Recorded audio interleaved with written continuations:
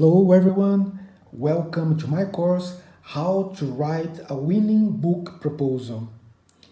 If you are in the early stages of your academic career, after completing your master's degree, MBA, PhD, or you have equivalent level of professional experience and wishes to have your ideas out there in book format, then this course is for you.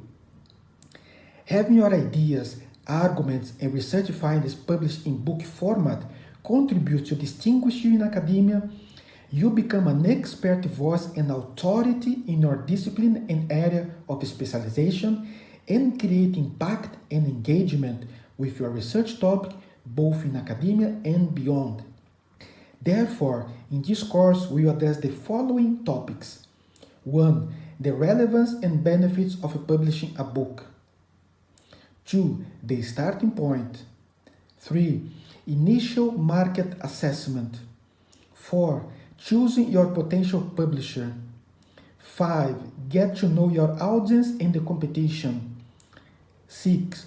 Providing an overview of your book. 7. What to do once your proposal has been accepted. And finally, 8. What to do if your proposal has been rejected. So what are you waiting for? Come and join us and learn everything you need to develop a winning book proposal. Hope you can join us. See you there.